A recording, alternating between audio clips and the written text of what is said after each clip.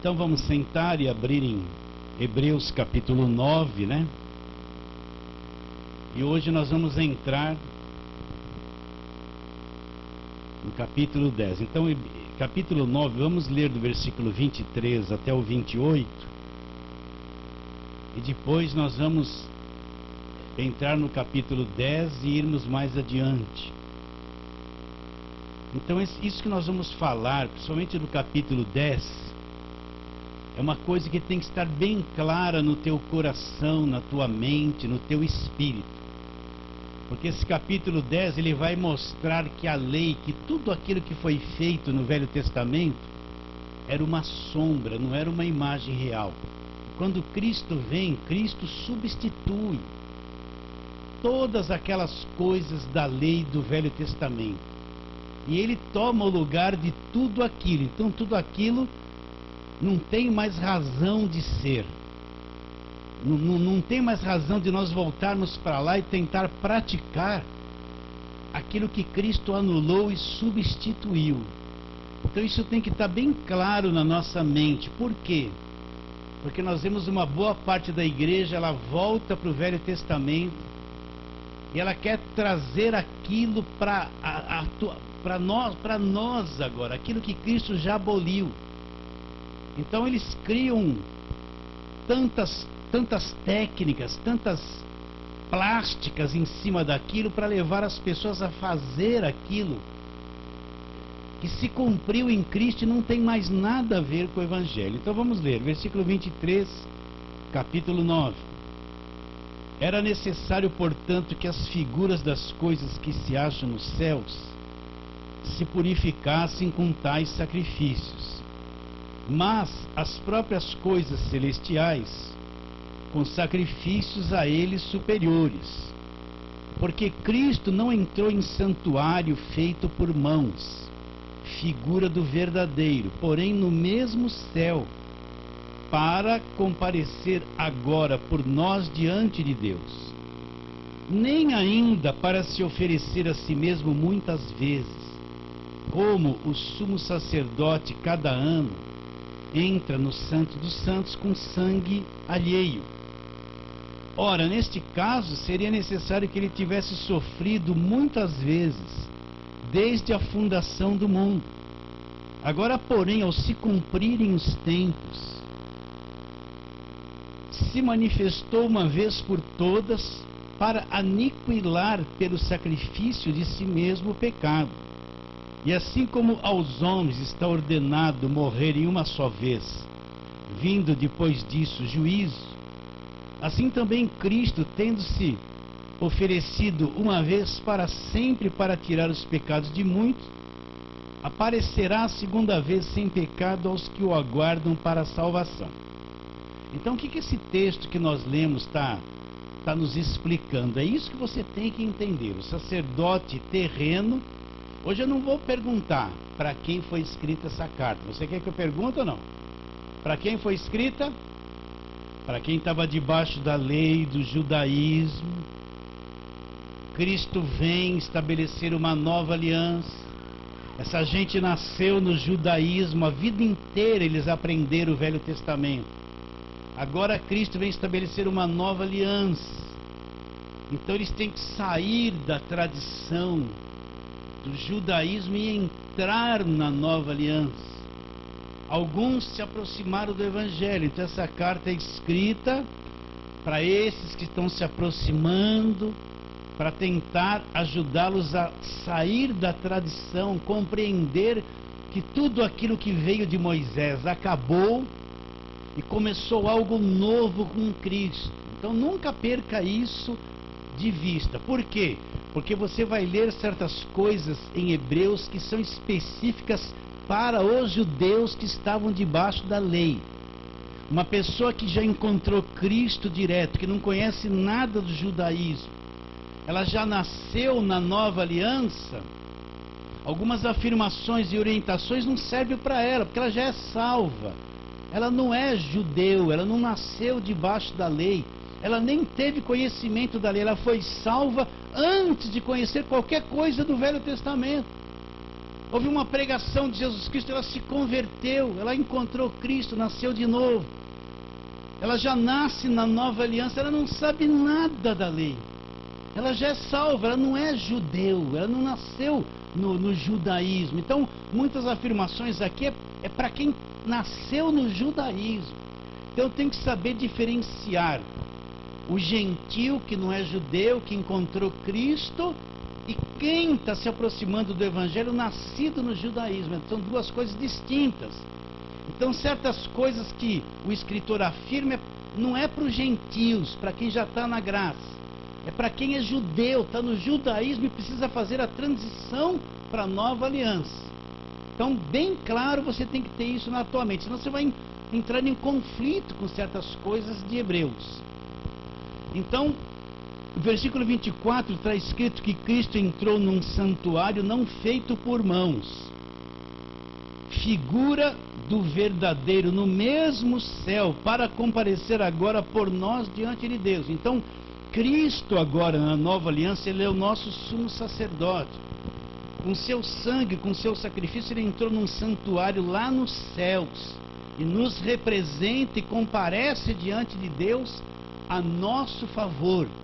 Assim como o sumo sacerdote do Velho Testamento entrava no Santo dos Santos uma vez por ano para representar o povo e fazer expiação pelo pecado, agora Cristo, que é o nosso sumo sacerdote, ele não é um sumo sacerdote terreno das coisas da terra.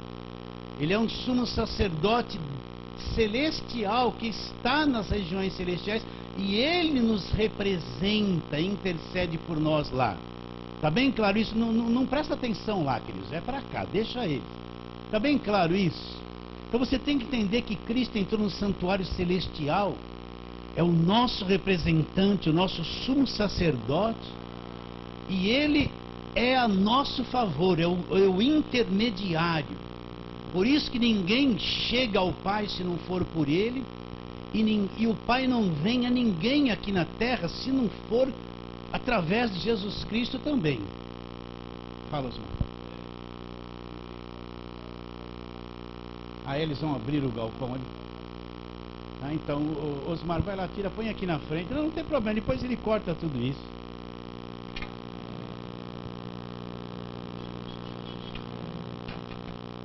Está bem claro isso? Então você tem que entender, olha, veja bem. No Velho Testamento, para a pessoa se achegar a Deus, ele tinha que se achegar no sumo sacerdote. Ele não podia entrar nos santos dos santos sozinho, porque não era permitido. Então ele precisava se achegar no sumo sacerdote, levar a oferta, pôr na mão do sumo sacerdote, para o sacerdote fazer aquele trabalho espiritual, aquela ministração, para a pessoa ser aceita por Deus através do seu sacrifício. Então você pode ver que tudo que era feito no Velho Testamento passa na mão do sumo sacerdote. Quando ia fazer oferta, quando ia fazer qualquer coisa para Deus, entregava aquilo na mão daquele homem era representante do povo diante de Deus. Está bem claro isso? Na nova aliança não tem nenhum ser humano habilitado, a não ser Cristo. Então Cristo agora é o que nos liga a Deus, e Ele está no céu. Entende? Então nós não precisamos ninguém terreno para fazer essa intermediação entre nós. Por quê?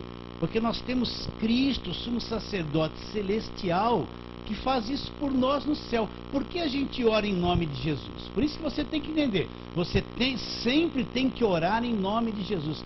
Porque Jesus é o nosso intermediário, o nosso sumo sacerdote. E Ele nos autorizou a ir ao Pai em nome dEle. Nós não vamos ao Pai sozinho. Por que a gente fala em nome de Jesus? Porque Ele é o nosso representante. Porque Ele nos deu autoridade no nome dEle para expulsar os demônios? Porque Ele é o nosso representante. O nome dEle é como se fosse uma procuração que nos autoriza a agir, a fazer as coisas. Está bem claro isso na tua mente ou não? Então agora Ele está na região celestial ao lado de Deus, e Ele é o nosso sumo sacerdote. Então não preciso mais correr atrás de alguém humano para me achegar a Deus. Por quê? Porque o caminho foi aberto e eu me achego a Deus direto através de Jesus Cristo. Mas ainda no meio da igreja tem essa mentalidade. das pessoas mais ungidas, mais capacitadas, que o povo tem que correr atrás para eles fazerem alguma coisa em favor deles. O povo não acredita que tem um acesso direto a Deus através de Jesus Cristo. Então existe um monte de ídolos no meio da igreja evangélica que são apóstolos, pastores, gente que se autodenomina ungido, capacitado, que tem um dom, que todo mundo fica aos pés dele, servindo eles. Ele não ensina essas pessoas: vocês não precisam de mim, vai direto a Deus, porque o verdadeiro intermediário é Jesus Cristo. Vocês não precisam correr atrás de mim para pedir uma oração, vocês não precisam correr atrás de mim para pôr a mão em vocês, vocês não precisam de nenhum dom que eu tenho. Por quê? Porque agora na nova aliança vocês vão direto, aprenda a ir direto e a crer. Está bem claro isso na sua mente? Então presta atenção. Como é difícil fazer o crente entender que quando ele ora, Deus ouve. Como é difícil fazer o crente entender. Não precisa pedir oração pelos outros. Ora você agora, o caminho está aberto. Como é difícil fazer o crente entender que ele não precisa lá buscar uma irmãzinha que vê tudo, para ela orar por ele, para ver. Não precisa, você vai direto. Quando é que vamos acreditar? Aí cria-se esse monte de ídolos no meio da igreja. É uma irmãzinha que vê tudo, que só Deus só ouve a oração dela, ela é ungida. Aí é um homem que vê tudo, que revela, e fica aquele bando de coitado, pode deixar isso gravado, pendurado num cara para ver se vai fazer alguma coisa por ele. Não, vocês não precisam de ninguém. Cristo é o nosso intermediário, eu me achego a Deus através dele.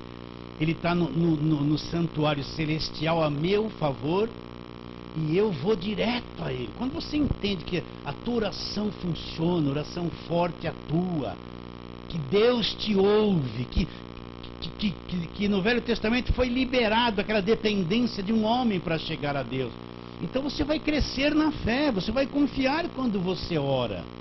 Você entende que tem acesso a Deus. Quisera que toda a igreja entendesse isso e acabar esse negócio: ora por mim, ora por mim, ora por mim. Olha, tem um ungido de Deus naquele lugar, todo mundo corre atrás. Aí o cara faz umas coisinhas assim: oh, que poder de Deus. Confia mais no que o cara fala do que na própria oração dele diante de Deus. E essa gente fica dominada, manipulada, escravizada, dependendo de um homem humano, pecador, quando ele tem Cristo nas regiões celestiais, que é o verdadeiro sacerdote. Cristo autorizou: entra na presença de Deus no meu nome que você vai ser ouvido.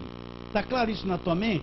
Então tire da tua mente essa dependência: ora por mim, ora muito por mim, ora, para com isso. Creia que quando você ora, Deus responde. Fala, Tereza.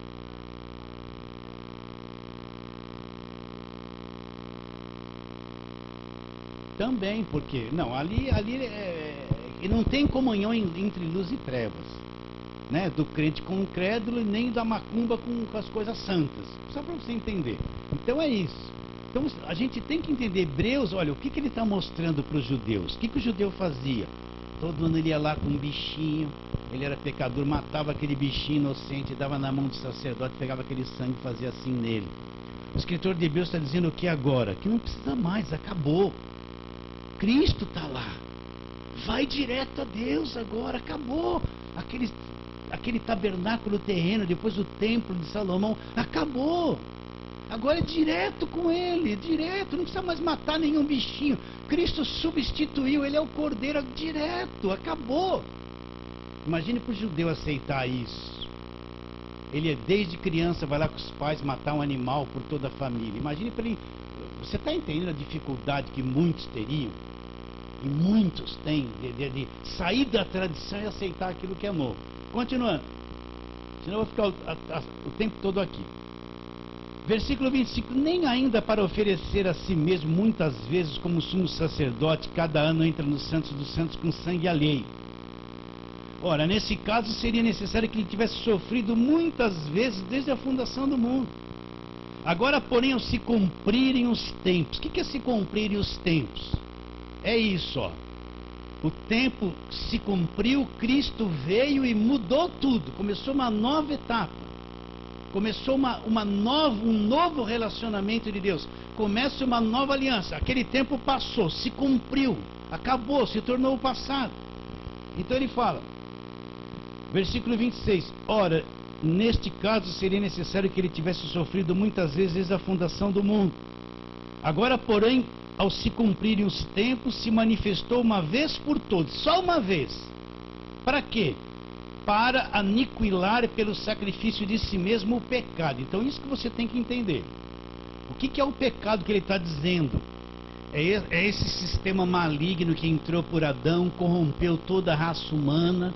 Esse pecado é esse vírus que entrou no planeta, destruiu tudo, estragou tudo, contaminou tudo. Daí que vem as maldições, a escravidão, a morte, a condenação. Desse pecado é que surge um mundo de pecados, desse mal que entrou no mundo. Então Cristo na cruz, ele vai destruir essa coisa que entrou no mundo chamada pecado. Ele vai aniquilar na cruz. Por quê? Porque ele é o Cordeiro. O que fazia o Velho Testamento? A pessoa pecava, ela ia lá, punha a mão na cabeça de um cabrito, como se transferisse para aquele animal todo o pecado dela.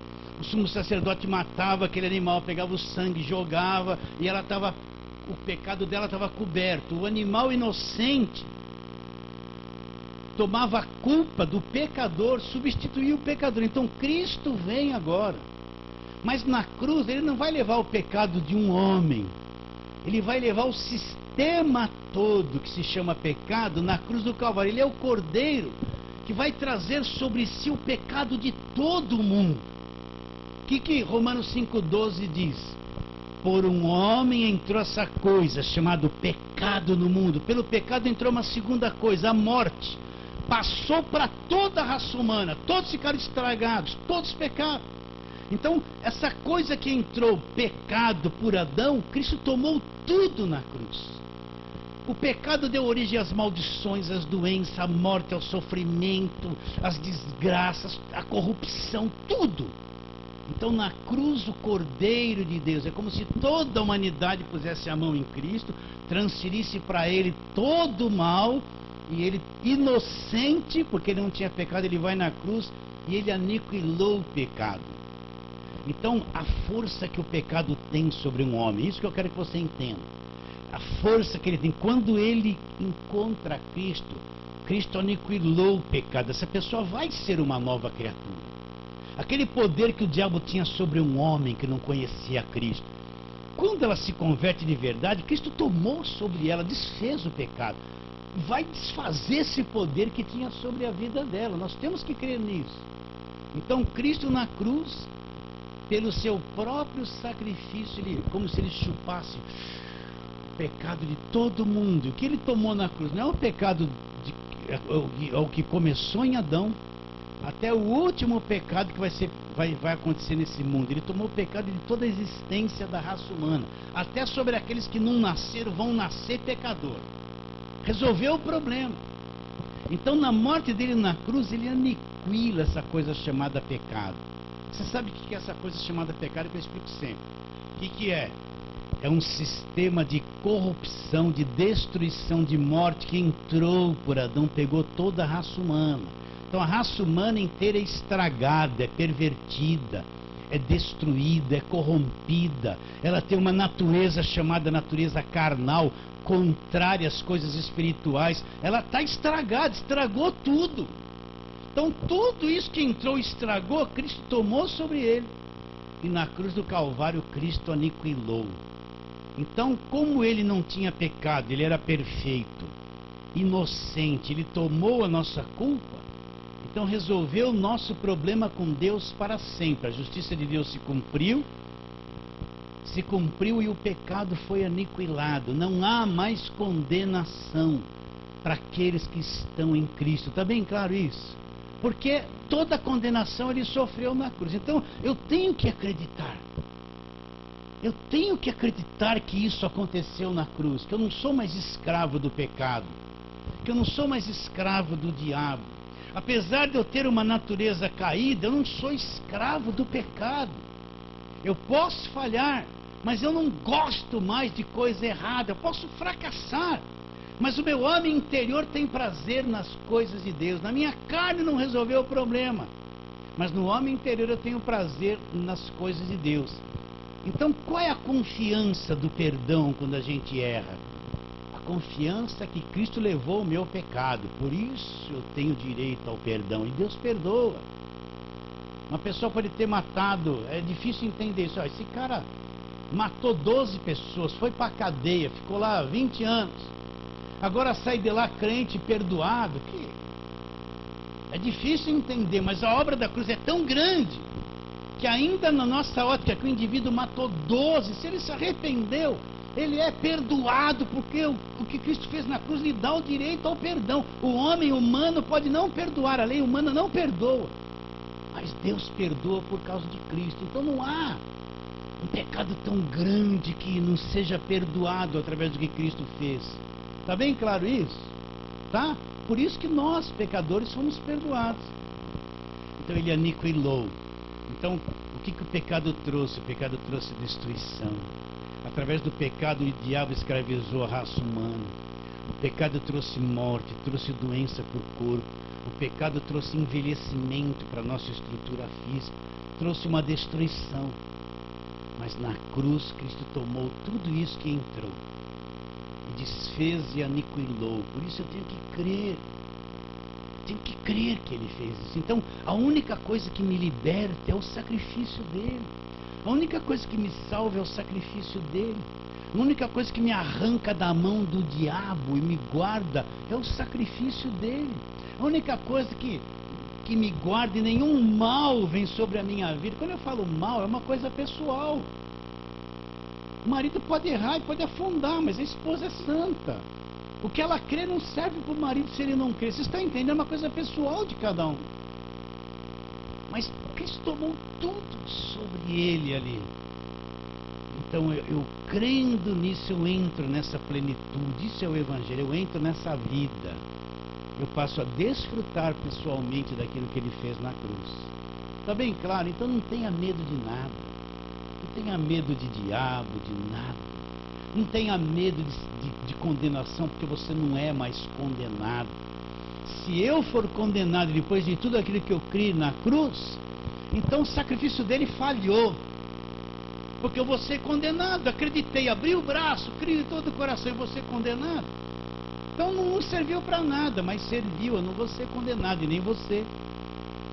Então a pessoa que está com medo do diabo, ela está com medo porque ela não confia no que foi feito. E quando ela confia no que Cristo fez, ela sabe que esse domínio que o diabo tinha foi desfeito na cruz. Por isso que a Bíblia fala, e despojando os principados e potestades, publicamente os expôs ao desprezo, triunfando deles aonde? Na cruz. Então, crente, o Evangelho é o poder de Deus que me põe em liberdade, em alegria, em descanso, na salvação. E eu ando seguro, mesmo na tribulação do mundo e da vida. Acredita nisso? É a coisa mais linda. Ele aniquilou o pecado. Aniquilou, desfez, destruiu, né? Tudo bem? Podemos virar a página? Alguma pergunta sobre isso? Agora, quem não crê no sacrifício de Jesus? É aquilo que nós vimos. Eles têm uma consciência pesada. Quem não crê no sacrifício, eles têm uma consciência. A consciência é um órgão que Deus deixou em nós, que acusa o que é certo e o que é errado. Mas essa consciência, ela foi alterada por causa do pecado. Então quem não tem plena confiança na obra da cruz, ele vive sempre com uma consciência pesada, acusando. Ele não consegue entender o perdão de Deus. Ele não consegue crer que ele é um salvo guardado pelo poder de Deus. Porque é tanta acusação na cabeça dele, é tanta culpa, que ele vive esmagado. Daí é que vem isso não pode aquilo. Uma tal de santificação por comportamento. Né? Daí que vem o que é o legalismo? É pôr um monte de jugo na cabeça das pessoas. Pode, não pode. E você tem que fazer mais o que pode e menos o que não pode. Se fizer mais o que não pode, você está condenado. A mão de Jeová vem sobre você. A consciência dessa gente está acusada, pesada. Ele se sente mais condenado. Ele tem certeza da salvação? Se Deus quiser, se eu me esforçar, se eu for fiel até o fim. Eles têm essas dúvidas. Vamos para o capítulo 10, vamos lá. Agora o que ele vai mostrar? Ele vai mostrar que toda lei tudo aquilo que foi feito foi uma sombra. Quando Cristo vem, a sombra passa e o sol vai brilhar. Então olha o que ele vai dizer no capítulo 10. Ora, visto que a lei tem sombra do quê? Dos bens vindouros. A lei era uma sombra das coisas futuras que iriam acontecer. Olha lá, não a imagem real das coisas, era uma sombra. Nunca jamais pôde tornar perfeitos os ofertantes com os mesmos sacrifícios que ano após ano perpetuamente eles oferecem. Então, todos aqueles sacrifícios, todos aqueles rituais nunca pôde tornar perfeito, nunca alterou o coração deles. Eles nunca nasceram de novo, nunca pôde tornar ele perfeito, com aqueles sacrifícios que ano após ano eram repetidos. Por isso, pegar as pessoas hoje e levar a sacrifício é a mesma coisa. Não vai torná-los perfeitos, não vai alterar o coração, não vai fazer com que eles nasçam de novo. Sacrifício é uma ignorância, é uma cegueira. Há quem diga que um sacrifício gera milagre, é mentira. Sacrifício gera cegueira, dureza de coração. Então, ora, visto que a lei tem sombra dos bens vindouros, não a imagem real das coisas, nunca jamais pôde tornar perfeitos os ofertantes com os mesmos sacrifícios que ano após ano perpetuamente eles oferecem. De outra sorte não teriam cessado de ser oferecidos, porquanto os que prestam culto, tendo sido purificados uma vez por todas, não mais teriam consciência do pecado. Entretanto, nesses sacrifícios faça recordação dos pecados todos os anos. Agora presta atenção, porque é impossível que o sangue de touros e de bodes remova pecado. Então tudo aquilo que se fez na lei não removeu o pecado, não teve poder contra o pecado. Todos aqueles animais sacrificados, aquele sangue, aquele ritual, não tinha força para purificar, para remover o pecado, porque era imperfeito. Agora Cristo, o sangue dele removeu a parede da separação, removeu o pecado. Olha lá, por isso, olha o versículo 4, vou ler com calma. Porque é impossível que o sangue de touro e de bodes remova pecado. É impossível. Então todo aquele pecado da velha aliança não foi removido, permaneceu. Só foi removido na cruz. Olha lá, por isso ao entrar no mundo diz, olha, Jesus está dizendo, sacrifício e oferta não quiseste. Então, mas alguém poderia perguntar, mas não foi o próprio Deus que estabeleceu o sacerdote do Velho Testamento? Não foi o próprio Deus que mandou matar o cordeiro e jogar o sangue? Foi o próprio Deus. Aquilo veio de Deus através da lei. Mas o que aconteceu? Aquilo era uma sombra. Era só para mostrar um futuro que Cristo viria e cumpriria tudo aquilo. Foi estabelecido pelo próprio Deus, mas chegou um tempo que o próprio Deus, olha lá, versículo 6, não te deleitaste com holocaustos e oferta pelo pecado. Vou ler o 5 de novo. Por isso, ao entrar no mundo de sacrifício e oferta, não quiseste. Deus cansou de tudo aquilo. Antes um corpo me formaste. Então, Deus formou um corpo por Jesus Cristo. Deus cansou dos sacrifícios e das ofertas da velha aliança. Um corpo me formaste, ela não te deleitaste com holocaustos e ofertas pelo pecado. Então, Deus não se deleitou, cansou de todos aqueles rituais. Então eu disse, olha lá, Jesus dizendo, eis aqui estou, no rolo do livro está escrito a meu respeito, para fazer, ó Deus, o quê?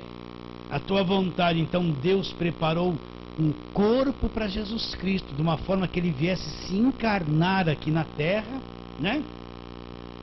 Olha lá, então eu disse, aqui estou, no rolo do livro está escrito a meu respeito, para fazer, ó Deus, o quê? A tua vontade. Depois de dizer como acima, sacrifícios e ofertas não quisesse, nem holocaustos e oblações pelo pecado, com isso te deleitasse, coisas que se oferecem segundo a lei. Então acrescentou, eis aqui estou para fazer, ó Deus, a tua vontade. Agora pega bem essa frase. Remove o primeiro para estabelecer o quê? O segundo. Agora eu sei que você sabe. Mas o que é esse primeiro que vai ser removido? Cristo, agora Deus preparou um corpo para Jesus. Ele vem à terra, vai ser o sacrifício verdadeiro. Então ele fala assim, remove o primeiro. Removeu o primeiro o quê? O que é esse primeiro? Fala, meus irmãos. Removeu o primeiro pacto, a primeira aliança.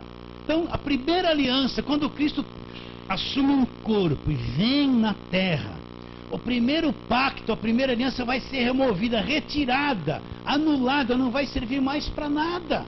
E vai estabelecer um segundo pacto, uma segunda aliança. Está claro isso na tua mente? Então, o que vale para nós? O primeiro pacto ou o segundo? O segundo, então, foi removido, a lei foi removida, os sacrifícios foram tudo da velha aliança foi removido. Não serve mais. Deus estabeleceu um novo pacto através do corpo e do sangue de Jesus. É o dia de ceia. O que você vai dizer? O que nós vamos fazer? Este cálice é o cálice do Novo Testamento no meu sangue. Este pão é o meu corpo que foi partido por vós. Quais são os dois elementos da ceia? Crente não comemora Páscoa. Páscoa é da lei, é coisa do judeu. Os dois elementos são o quê? O sangue e o corpo que Deus preparou para Jesus, que foi sacrificado ali na cruz do Calvário. Então remove o primeiro, remove a sombra. Deus, Cristo vem, Ele vai remover a sombra e vai estabelecer um novo pacto, um novo testamento, uma nova aliança. Então a sombra, que era a lei e o Velho Testamento, ela é retirada de cena. Está enxergando isso comigo ou não? E agora se estabelece um novo pacto, entra uma nova aliança, que é eterna, que não tem mais fim, que não é sombra, que é realidade. Está firme no teu coração esse entendimento? Então, meus irmãos, pensa nisso. Tudo que você vê, o pessoal da televisão, do rádio, que pega o Velho Testamento, olha, eu falo isso 5.000 vezes. Quando você ligar a televisão, está um programa evangélico, e o pregador lê coisas do Velho Testamento, e dizer para todo mundo que você tem que fazer aquilo, você tem que ter na mente, olha, ele está me levando para antes da cruz, para o velho pacto, para a sombra, que foi abolido. Ele estava levando você para um cativeiro, te distanciando da nova aliança. Se você vê alguém na televisão, olha, Moisés fez isso e aquilo e tal, e matou o cordeiro, agora nós vamos fazer isso na igreja, vem aqui que nós vamos fazer. Então o que você vê, que vem na sua mente? Essa gente voltou para a sombra. Pode estar uma igreja lotada com 20.000 pessoas, ele está na lei, ele está antes da cruz, ele acompanhou a sombra, ele não está na nova aliança.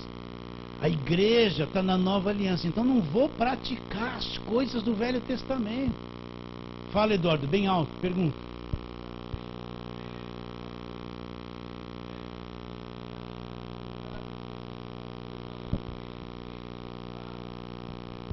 Não, mas o testemunho é testemunho humano. Tudo isso é uma técnica, é um teatro que eles criaram para atrair as pessoas. Então cria aquele teatro todo, aquela coisa, tudo. Você pode ver que os testemunhos são que nem novelinhas. É tudo. Primeiro eles vão orientar que você tem que falar assim, eu vou te perguntar isso, você vem assim, tudo preparado. Eles montam um auditório, um lugar bonito, com um fundo bonito. Fala a verdade. E cria aquele teatro para apoiar aquilo que eles estão falando. E o que eles estão falando está na sombra, então eu não confio em nada disso. Eu não posso confiar, porque descentralizaram o Cristo. Está bem claro o que eu estou dizendo para vocês? Então não se iluda, meus irmãos. Não se iluda com muito testemunho que vem pela televisão, com essas novelinhas, que é tudo coisa formada, trabalhada, orientada, preparada para na hora da tela aparecer direitinho como eles querem. Eu quero ver o indivíduo chega lá, isso está sendo filmado com um toquinho de braço assim, e falar, estenda o braço e o braço crescer na hora. Eu quero ver isso na televisão. Aparecer com um monte de fotografia, aquele cenário, aquela conversa toda, tudo trabalhado. Isso aí, qualquer Qualquer um monta uma coisa dessa. Eu quero ver o indivíduo ir lá, olha, eu tenho uma mão mirrada, torta, e pegar e esticar, falar, tem da mão crescer na hora. Eu quero ver isso. Quero ver um cara sem perna, aleijado, torto. Não é arrancar alguém da cadeira de roda e a pessoa sai assim, ó. Não, não. Aquele aleijado do Templo Formosa que nasceu aleijado, entende? Quando ele foi curado, ele saiu pulando, saltando, sem fisioterapia. A perna dele nunca teve condições de pular, e ele pulava e saltava. Não é arrancar a pessoa da cadeira de roda, sai todo torto, né? Aí você olha pra cara da pessoa, tá que nem uma múmia lá. Todo mundo assim, aí andou, bate palmas, só aqui. Isso é teatro. Quero ver o cego sem o globo ocular, ir lá e nascer. Isso que eu quero ver. Se eu ver isso, então eu vou atrás. Agora, esse monte de coisa montada, é que nem você quer vender um montão de sapato, um montão de produto, monta uma vitrine bonita, colorida, põe lá um artista de fundo bonito, uma moça bem magrinha, você vai vender muita coisa, não aumenta muito o preço também. Então tem gente vendendo o evangelho com essas coisas, é teatro. Estou sendo muito enérgico nisso que estou falando, vocês concordam? Você está entendendo? Então, uma vez eu vi um testemunho, uma pessoa coitada ali, conta que a testemunha que eu morava na favela e tal, hoje comprei uma BMW, dá glória a Deus. Espera um pouquinho, pra você sair de uma favela e você ter dinheiro para comprar uma BMW, você tem que trabalhar uns 20 anos, não é pegar uma aguinha. Você tem que trabalhar, ser empresário, crescer. Vocês estão entendendo? Então a pessoa vai lá, tô assim, tô assado. Bate palma, gente. Glória a Deus. Todo mundo, teatro. Pra mim é teatro. Eu não suporto mais essas coisas. Você suporta? Então, Cristo é a imagem real. Nunca esqueça isso que eu estou te dizendo. Ele veio, removeu o primeiro pacto, removeu os sacrifícios. A igreja não precisa fazer nada do povo do Velho Testamento, não precisa fazer festa das primícias, tudo é ilusão. Ela não precisa tocar chofar, a igreja não precisa ficar passando sangue, fazendo aqueles rituais do Velho Testamento. A igreja não precisa de nada disso. A igreja está na nova aliança. A igreja só precisa crer em Cristo. Cristo substituiu todas essas coisas do Velho Testamento. Substituiu. Sim ou não? Substituiu. Então remove o primeiro, olha lá, para estabelecer o segundo. Segundo o quê? O segundo pacto. Olha lá, nessa vontade é que temos sido santificados, mediante a oferta do corpo de Jesus Cristo uma vez por todas. Então, o sangue dele nos justificou, mas o corpo dele era que nem aquele corpo de um animal que levava lá, o sacerdote matava e queimava aquilo no altar.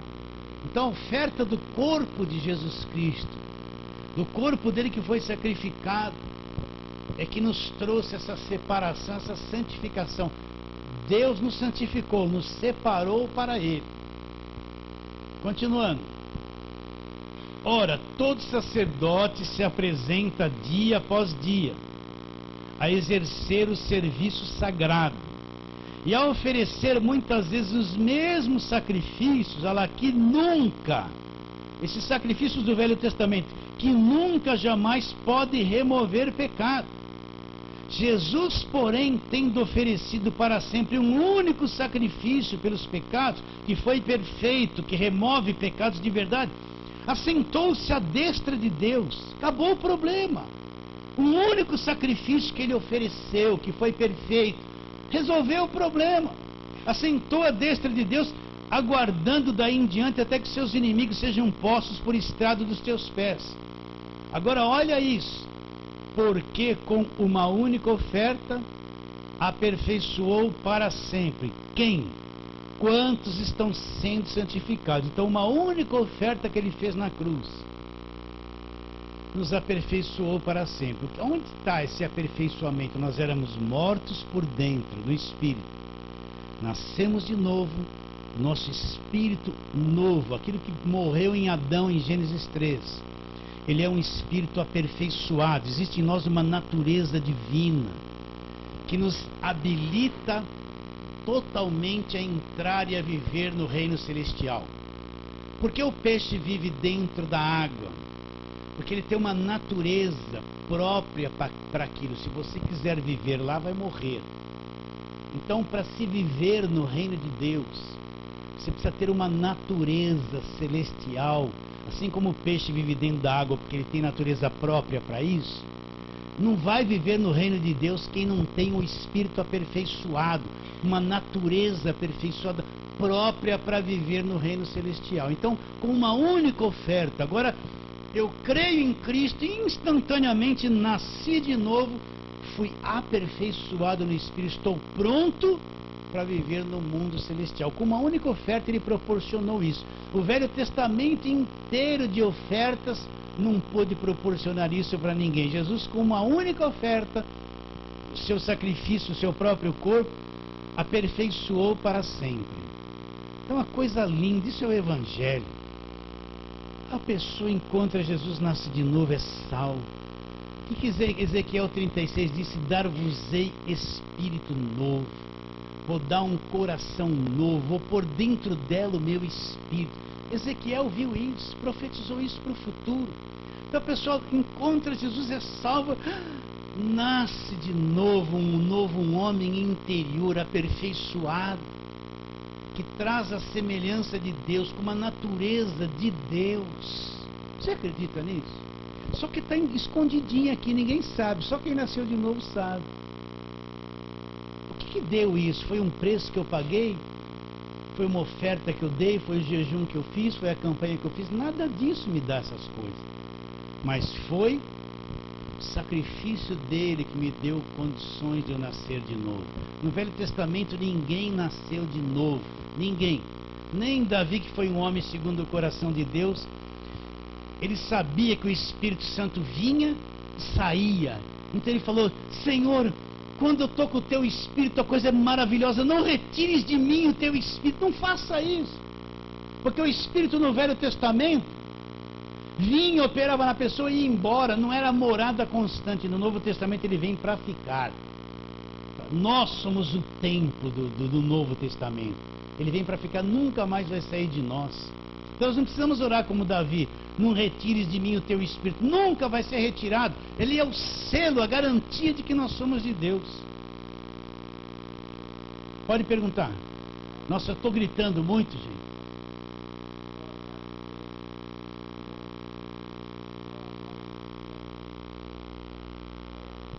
Quem que vai fazer? Sou eu que vou fazer ou ele que vai fazer? Aí é que está.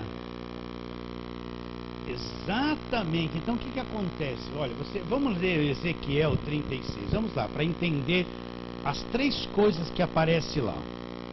Ezequiel é um dos profetas maiores e ele teve a visão da nova aliança que Deus faria. Então Ezequiel 36, ele está falando sobre a restauração de Israel. Olha lá o versículo 26. Ele diz assim: presta bastante atenção, isso Ezequiel teve a visão de que Deus faria isso na nova aliança. Olha lá: dar-vos-ei coração novo. Quando ele está falando coração, é o homem interior, não é a carnona aqui, é o homem interior. Olha: dar-vos-ei coração novo, e porei dentro de vós espírito novo. Espírito com letra minúscula, espírito humano, é o espírito aperfeiçoado, aquilo que morreu em Adão em Gênesis 3. Então ele vai pôr dentro de nós espírito de novo. Tirarei de vós o coração de pedra, aquela morte interior, aquela pedra que a gente era. Dar-vos-ei o coração de carne. Olha lá agora: e porei dentro de vós o meu espírito. Então olha, três coisas que ele vai fazer. O que ele vai fazer? Vai nos dar um coração novo e vai pôr dentro de nós um espírito novo. Trocou a bateria, tirou a coisa velha e pôs a coisa nova. Ó, vai nos dar coração novo e vai nos dar o espírito novo. Vai tirar o coração velho e vai nos dar um coração de carne, sensível. Vai pôr dentro de nós o seu espírito. Depois dessas três coisas, o que ele vai fazer? Aí eu vou fazer vocês andarem no meu estatuto. Não é eu que vou me esforçar. É aí que ele mudou, me deu um coração novo, pôs um espírito novo em mim, pôs dentro de mim o Espírito Santo. Nessas condições, o que ele vai fazer? Agora ele vai começar a me guiar. vou fazer que você ande nos meus caminhos. É Ele que faz, meu irmão. Vocês estão entendendo isso? Você pode se esforçar e não conseguir.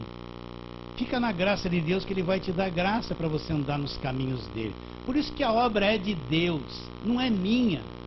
Eu não consigo produzir a obra de Deus. Eu posso gemer, chorar, me matar, jejuar, subir no monte, fazer tudo isso e não realizar a obra de Deus, porque é Ele que faz a obra de Deus em nós. Eu nunca conseguirei ser paciente se Ele não operar a paciência em mim. Eu não consigo perdoar se Ele não operar o perdão em mim. Eu não consigo deixar de ser nervoso se o Espírito Santo não operar esse fruto de paz, amor, alegria, paciência. Eu não vou conseguir. Então não tem que se mudar, não. Fala assim: Deus, eu não consigo mudar, mas graças ao Senhor, o Senhor em mim, eu tenho condições de mudança. Vocês estão entendendo? Não, você já tentou se mudar e falhou? Você está condenado. Não está. Deus vai te mudar. Deus pode tomar agorada que não vai mudar. Não muda, só o Espírito de Deus que muda.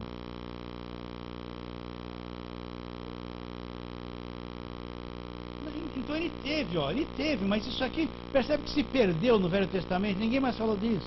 Mas ele viu isso aqui, já projetando isso lá para o nosso tempo. Estamos indo? Então volta lá para Hebreus 10, onde nós estamos. Então ele prometeu que ele faria. Agora, quem é que pode dar um coração novo? Quem é que pode dar um espírito novo? Quem é que pode fazer que o Espírito Santo habite em mim?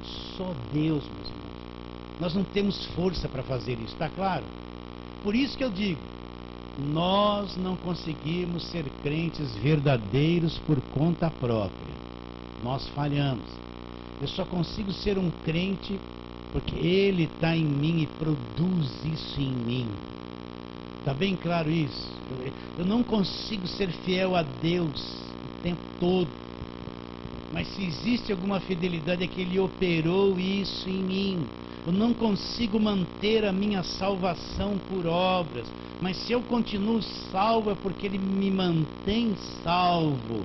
É a obra dEle. Ele me gera de novo e cuida de mim até eu entrar na glória, sem nenhum problema. Osmar novo, aceita isso? Que os dois estão aqui, eu estou olhando, o Osmar está na frente e o Osmar está lá atrás. As duas vão pensar que é com ele. E a esposa também. Então vamos lá, deixa eu chegar em Hebreus 10 para a gente continuar a leitura. Hebreus 10. Então, aperfeiçoou para sempre. Olha lá, versículo 14. Porque com uma única oferta, aperfeiçoou para sempre quantos estão sendo santificados. Agora olha o Espírito Santo. E disto nos dá testemunho também o Espírito Santo. Não vem o Espírito em você e fala: é isso. Ele não testemunha que é isso. Ele dá testemunho. Porquanto após ter dito: esta é a aliança que farei com eles depois daqueles dias. Ele vai citar Ezequiel, olha lá. Diz o Senhor: porei no seu coração as minhas leis, e sobre a sua mente as escreverei. E também de modo nenhum me lembrarei dos seus pecados e das suas iniquidades. Quando? Para sempre. Onde há remissão desses, já não há oferta pelo pecado. Agora para. Está bem claro isso que nós falamos? Agora olha o que ele abre para esses judeus que nós temos que entender. Olha o que ele abre para esses judeus. Ele vai mostrar um novo e vivo caminho. Esse novo e vivo caminho não existia no Velho Testamento.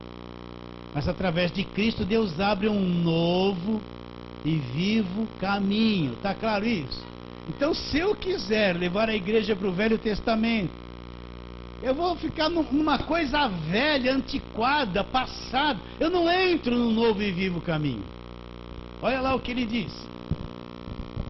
Tendo, pois, irmãos, intrepidez para entrar aonde? Por que ele fala santos dos santos? Porque era aquele lugar do Velho Testamento que só o sumo sacerdote entrava uma vez por ano. Agora ele está dizendo que todos nós podemos entrar. Qualquer um pode entrar. Acabou aquela dificuldade, aquela porta fechada, acabou. Tendo, pois, irmãos, intrepidez para entrar nos santos dos santos. Por algum mérito, pastor, que eu tenho? Não. pelo sangue de Jesus. O sangue abriu esse novo e vivo caminho. Pelo novo e vivo caminho que Ele nos consagrou pelo véu, isto é, pela sua carne. Então, com a morte de Cristo na cruz, entenda isso, toda parede de separação, coisas que nenhum daqueles sacrifícios do Velho Testamento removeu. Então, quando, através do sacrifício de Cristo, tudo que me separava de Deus, a coisa chamada pecado, as transgressões, a parede da separação que ficava entre eu e Deus, eu não conseguia voltar para Deus, e Deus é justo, não poderia passar a mão na minha cabeça e dar um jeitinho brasileiro, o pecado precisava ser julgado. Então, com o sangue de Jesus, o sangue de Jesus removeu a parede da separação. É que nem você amanhecer um dia, as nuvens escuras, aquela trovoada, aquela água caindo, tudo escuro, parece que vai desabar o mundo. Daqui a pouco acontece alguma coisa, bate um vento, aquilo abre, tudo some, e você vê o sol brilhando. Foi isso que o sangue de Jesus Cristo fez, estava tudo escuro em cima do homem. O sangue de animais não resolvia nada. Cristo morreu, Deus soprou tudo que era escuro, abriu o sol e o céu azul. Um novo e vivo caminho foi aberto pelo sangue de Jesus. No Velho Testamento tinha? Não. Mas o Novo Testamento tem um novo e vivo caminho. Agora, esse caminho não é só um que entra lá. Todos aqueles que acreditam têm um acesso direto a Deus. Como é difícil fazer. Eu vou ficar diante de uma santinha, ela vai me ajudar a me chegar a Deus. Eu vou beber uma aguinha que alguém diz que Deus está aqui, vai me abençoar. Olha, uma rosinha santa. Vou procurar o profeta lá, porque ele fala em línguas, dá uns blá blá blá, e vê tudo. Quem sabe Deus vai falar com ele, alguma coisa para mim. Eu tenho um novo e vivo caminho diante. Vou pegar um pedacinho da camisa do apóstolo lá, que é santa. Deus está lá, no suor dele. Eu tenho um novo e vivo caminho. Eu chego direto e a pessoa está cega. É revoltado. Eu vou ficar revoltado. Isso aqui parece que está escondido. Você aceita isso? Abrir um novo e vivo caminho? Tinha no Velho Testamento esse caminho? Tem no Novo? Tem. Como eu vou me chegar a Deus agora? Pelo novo e vivo caminho. Não preciso de cruz, não preciso de santo, não preciso de estátua, não preciso de água, não preciso de rosa, não preciso de roupa, não preciso de aliancinha, não preciso de chavinha, não preciso de tijolinho, não preciso de óleo orado, não preciso de terra, não preciso de cruz, não preciso de água do Rio Jordão, não preciso de gota de descarrego, nem de gota de milagre, não preciso de pano, não preciso de ninguém, nem do pastor. O caminho está aberto diante de mim, Jesus abriu. Agora eu chego de fé, de confiança. Vou orar. Oh, Deus. Estou na tua presença, o Senhor me ouve. Me ouve, me ouve. Aleluia. O sol está brilhando. Mas, Senhor, aí Deus fala para você: não, pode vir, meu filho. Você está sempre na minha presença. As nuvens escuras já passaram. O caminho está aberto. Creia e venha. Eu não vou orar assim: Deus, agora eu vou entrar na tua presença. Não. Eu vivo na presença dele. O caminho está aberto. Eu não estou num lugar assim que agora eu vou abrir uma porta para poder entrar na presença de Deus. Não, a porta já está aberta. Eu já estou nele, ele já está em mim. Eu vivo na presença dele, mesmo quando estou no banheiro com dor de barriga. Eu vivo na presença dele, isso não altera. Nem quando a esposa se irritou com o marido se irritou com a esposa. Eu vivo na presença dele, isso não altera a verdade do Evangelho. Nem quando no trânsito eu me irritei, falei: ah!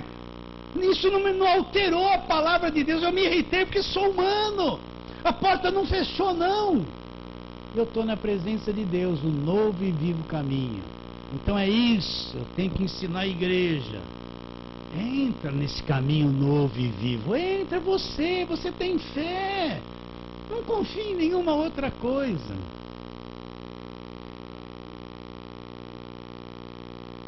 A porta está aberta. O que você vê de Deus? você vê só alguém que perdoa, ele vai ser só isso para você. Mas se você vê alguém que perdoa e te dá força, então você agregou ao perdão a força. Se você vê o Deus que perdoa, que dá força e que cura, então você vai ver 3 coisas de Deus.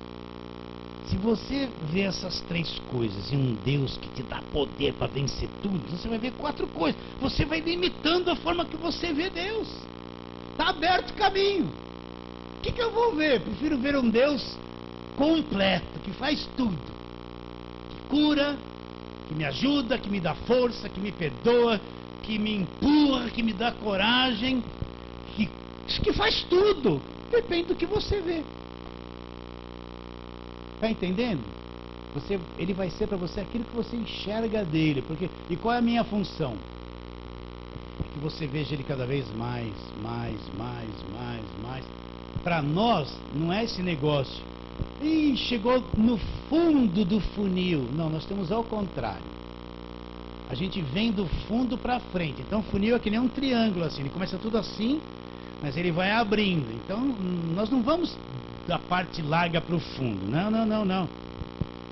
Nós saímos do fundo. E agora nós estamos caminhando, olhando para Jesus. A coisa vai abrindo. Eu vou enxergando ele, não paro de enxergar. Ele vai crescendo, e a coisa vai abrindo. A minha preocupação é o que você vê de Deus, até onde você enxerga. Será que não é supersticioso ainda? Se for supersticioso, está lá no fundinho do funil. A coisa é gigantesca, mas você está lá assim, ó. Vou lutar ainda, vou orar bastante, olho mal. Você não está vendo de Deus. Você está entendendo? Então é assim, é que nem o amanhecer do dia. Ó.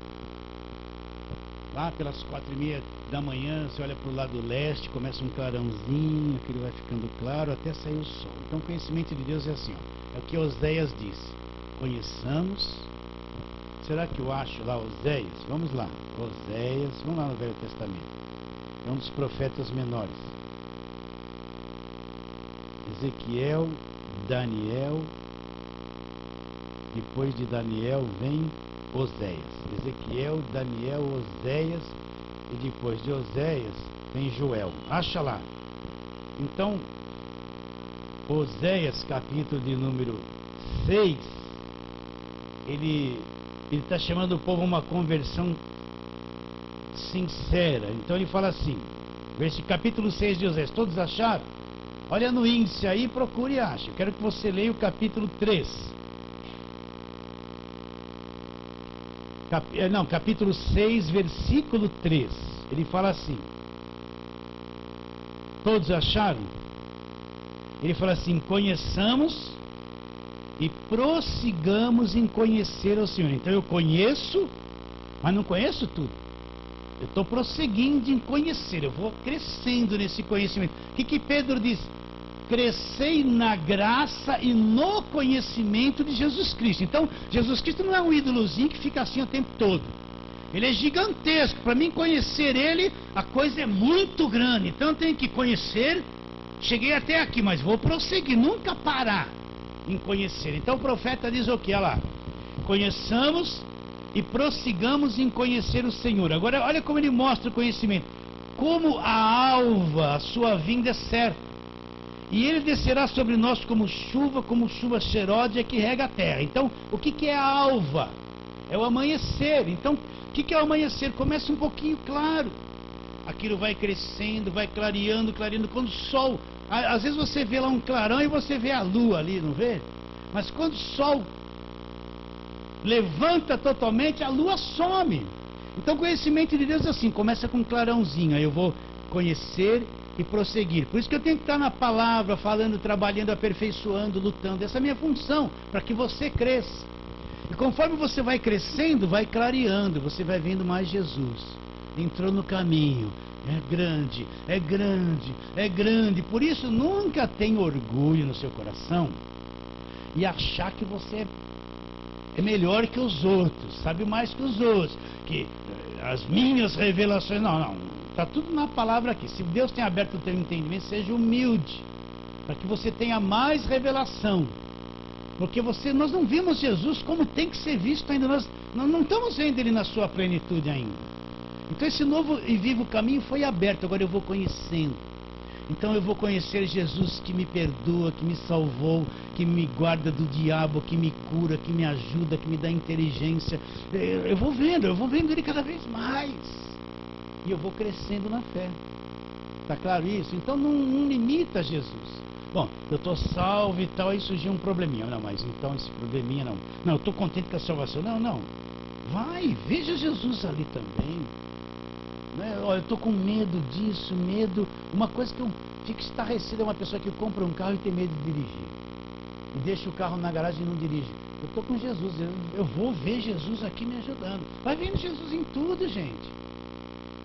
Não precisa fazer uma campanha específica, eu já vejo Jesus ali. Tá claro? Volta lá então. Hebreus 10. Meus irmãos queridos, eu queria tanto que quando eu comecei alguém me falasse isso.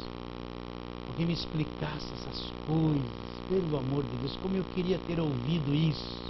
Porque eu lia isso e não entendia nada. A gente ia lá naquela vigília, ficava lá aquele louvor. Aí depois aquelas línguas estranhas, aquela coisa, estou vendo, não estou vendo. Mas ninguém abriu isso para mim, meu Deus do céu, e me ensinou essas coisas. Quanto tempo perdido. Quantas vezes eu ponho o dedo no óleo. Está ungido em nome de Jesus, está ungido em nome de Jesus, está ungido em nome de Jesus. Quem sentar aqui hoje está liberto, né?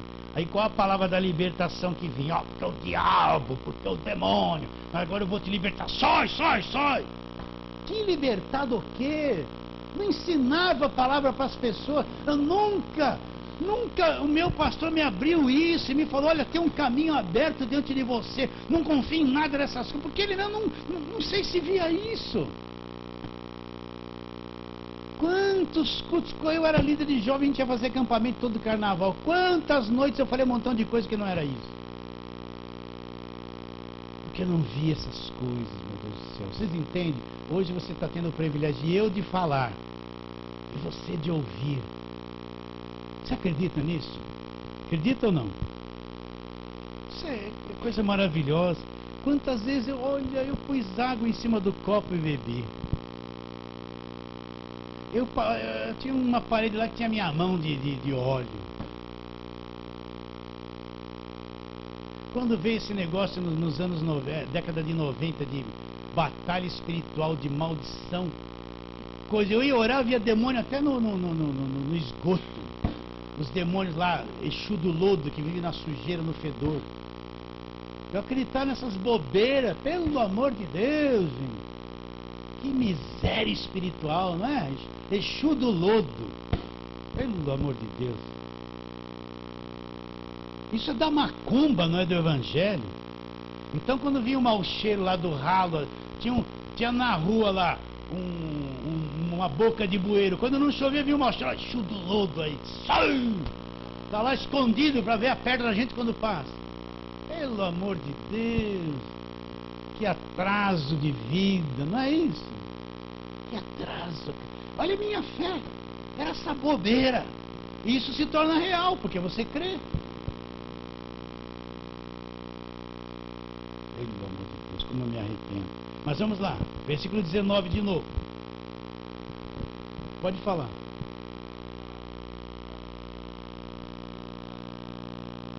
Não leva. Não leva. E ele perdoa tudo isso. Tá limpo. Então, mas olha só, a preocupação é o seguinte, quando você come uma comida ruim, te faz mal, não faz?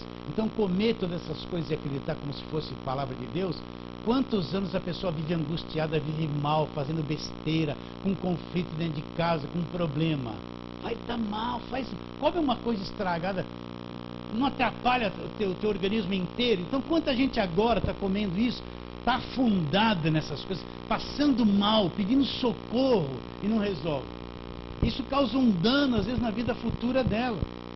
Continuando, versículo 19, vamos lá, de Hebreus 10.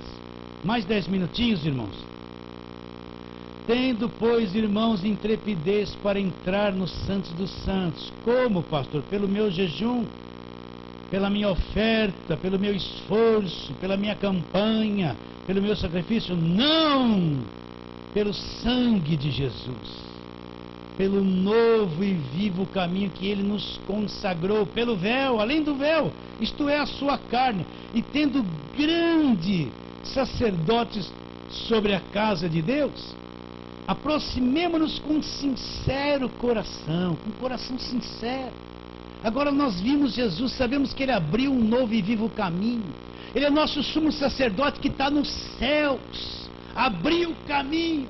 Então como eu vou me aproximar? Não é amarrado, desconfiado, será que é, será que não é? Não, ele fala assim, ó, aproximemo-nos com sincero coração, coração aberto, sincero e plena certeza de fé. Minha fé não é uma coisa torta, defeituosa. Eu tenho plena certeza de fé que isso é real, uma certeza, uma convicção plena no meu coração, indestrutível. E ele fala, tendo o coração purificado da má consciência e lavado o corpo com água pura. Por que ele associa isso aqui, se aproximar com um coração sincero e plena certeza de fé, e depois fala da má consciência? O que é a má consciência? Eu já expliquei. A consciência que vem a acusação. Então a má consciência é aquela que não enxerga a graça de Deus, não enxergou o que Cristo fez, não enxergou o novo e vivo caminho. Ele está cheio de condenação na cabeça dele. Ele está cheio de acusação. Se ele veio daquelas igrejas de legalismo, ele vive amarrado, achatado pelo peso do pecado. Não pode isso, não pode aquilo, não pode. Ele está destruído na sua consciência. Ele não consegue se aproximar de Deus assim, ó. Se ele pôs uma calça jeans, oh Deus, tem misericórdia, eu sou miserável, eu sei que eu não sou santo. Porque ele acha, a consciência ele está acusando, isso é do diabo. A igreja, quem está debaixo de legalista, igreja de pode e não pode, eles estão bombardeados, a consciência má. Eles não conseguem estar livres na presença de Deus, eles estão condenados na consciência dele. Aceita isso? Tudo que ele faz assim, é pecado. Então eles vão ficar assim, ó, não posso pôr uma roupa, não posso assistir uma televisão, não posso ouvir uma música, eu não posso, futebol é do demônio, a televisão é do demônio, aquilo é do diabo, essa roupa é do diabo. Então eles andam assim, ó, uma consciência destruída, cheia de acusação. Pior que eles passam isso para os filhos. Aí você vê aquela criancinha pequena de saia, de cabelo, aquele menino desse tamanho de paletó, tinha que estar com bermudão. Bermuda é do diabo, tem que estar de paletó na igreja. Já vem aquele jugo sobre os filhos, esmagador. O menino quer jogar uma bola, não, bola é do demônio, você não pode jogar. Vai lá, vai orar. Põe o menino de 3 anos, não sabe nada, ficar de joelho já. Vocês estão entendendo isso? A consciência que acusa, que condena, que cobra, é a má consciência. Essa pessoa não tem coração sincero e não tem plena certeza de fé. Continuando, olha lá, versículo 23. Guardemos firme a confissão da esperança sem vacilar, pois quem fez a promessa é o quê? Fiel. Então não vacile. Confesse essas verdades. Confessar é pronunciá-las, é falar a verdade. Fala a verdade, não tenha medo de nada. Agora vem uma coisa interessante. Versículo 24, consideremos-nos também uns aos outros para nos estimularmos ao amor e às boas obras. Por que ele fala para se considerar uns aos outros? Se nós estamos enxergando isso, vamos estimular uns aos outros, vamos ajudar. A igreja tem que ser compacta, unida, que nem um time de futebol bem compacto, cada um na sua posição. Não é cada um do seu lado, cada um que interessa. Uma hora vem, outra hora não vem. Ainda as pessoas estão tontas. Né? Vamos considerar uns aos outros. E depois ele fala o quê? Olha lá. E não deixemos de congregar-nos, como é costume de alguns. Antes façamos admoestações, tanto mais quando vede que o dia se aproxima. E não deixe de vir na igreja, não deixe de congregar. Eu estou preocupado. Você viu como caiu a frequência de sexta-feira? Sabe por quê? Porque as pessoas estão lá. O Walter põe na internet para quem está de fora. A pessoa por assistir lá, eu encontrei irmão essa semana, pô, não vem mais de sexta-feira, é para eu ver tudo pela internet.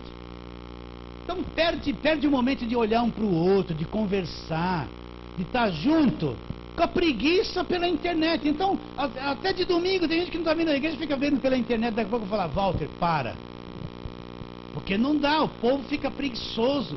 É internet, não vem de sexta-feira, porque vai aparecer na internet. Eu falei, tá bom, o que eu vou falar?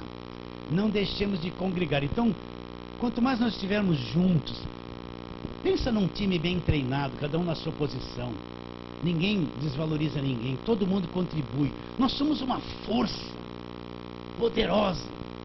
Nós somos 100 pessoas numa mesma disposição, numa mesma comunhão, numa mesma garra, nós vamos longe. O problema é que cada um fica no seu problema, no seu interesse. Hoje eu vou, amanhã não vou, agora vai. Hoje eu posso dar 500, mas eu vou dar só 10. Tem bastante gente. Então a gente fica enfraquecido, deixa de congregar. Você entende o que eu estou dizendo ou não? Ele disse aqui, ó. Ele disse aqui, depois de todo esse conhecimento, congregar, nos estimularmos a fé, a uma mesma visão, é uma coisa que não pode deixar perder o costume disso. Tudo bem, queridos? Agora, olha lá. Vamos ler esse texto para terminar. Porque se vivermos deliberadamente em pecado e depois temos recebido pleno conhecimento da verdade, já não resta sacrifício pelos pecados. Para quem que ele está falando esse versículo? Para quem? Para quem é essa carta? Para os judeus. Para os judeus. Então o que ele fala? Eles podem estar ouvindo tudo isso e rejeitar e voltar para o passado e voltar para a lei. Voltar ao pecado, ao engano. Então olha o que ele diz.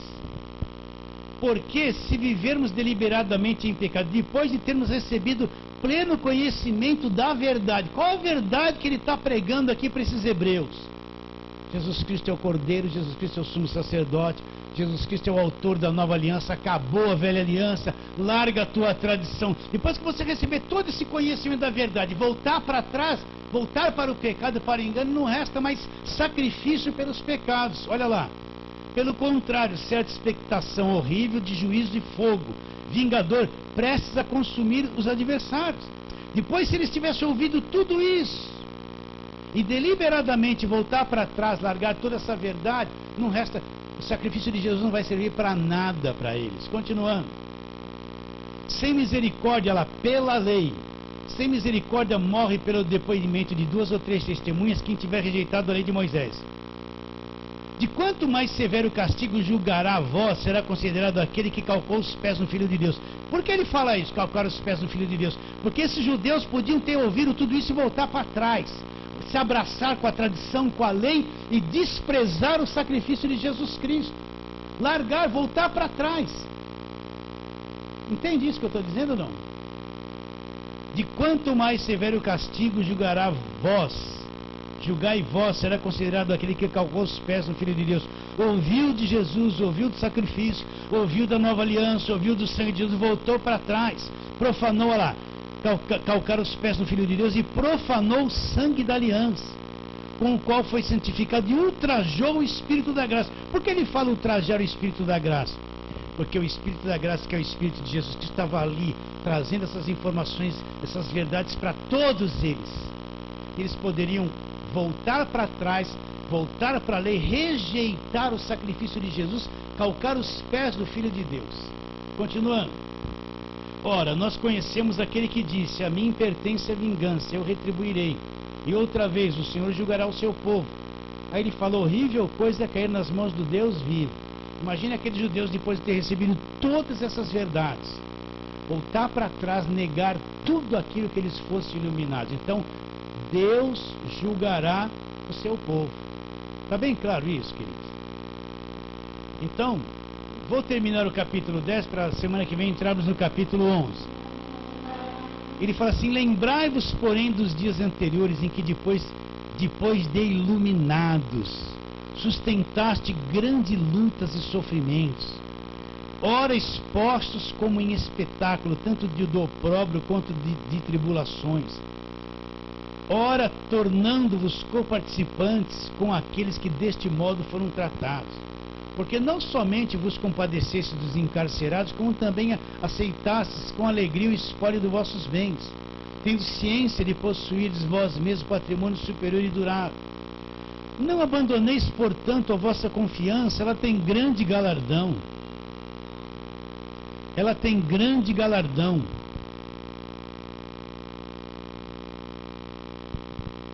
Nossa, onde eu parei? Que versículo eu parei? Tocou o telefone aqui. 36. Com efeito, tendes necessidade de perseverança para que, havendo feito a vontade de Deus, alcanceis as promessas. Porque ainda dentro de pouco tempo aquele que vem virá e não tardará. Todavia o meu justo, quem é o meu justo? Foi justificado pela lei ou pelas obras? Pela fé. Se retroceder, nele compraz a minha alma. O que é esse retroceder aqui? Depois eles terem ouvido tudo voltar para trás. Nós, porém, não somos dos que retrocedem para a perdição. Somos, entretanto, da fé para a conservação da alma. Então, semana que vem a gente começa no capítulo 2, ou você quer que a gente fale sobre esse justo que vai viver pela fé e não retroceder? Vocês que escolhem. Hã? Não retroceder? Então tá bom. Então vamos falar sobre o justo, que você já sabe quem é, e não retroceder. Então vamos ficar por aqui, queridos. E não se esqueça, se esforce para estar domingo, amém?